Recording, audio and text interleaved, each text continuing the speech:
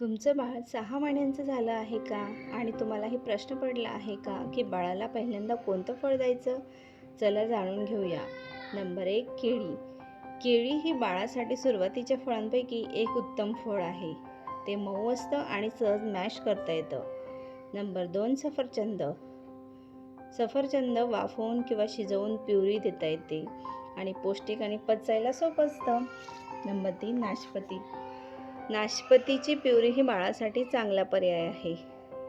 Number 4 पपई.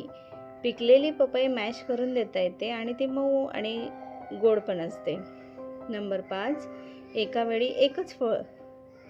नवीन फळ सुरू करताना एका वेळी एकच फळ द्या. यामुळे ॲलर्जी किंवा त्रास काही झाला तर ते आपल्याला लगेच कळतं. नंबर 6 साखर टाळा. फळांमध्ये वेगळी साखर घालण्याची गरज नसते, कारण ते आधीच गोड असतात.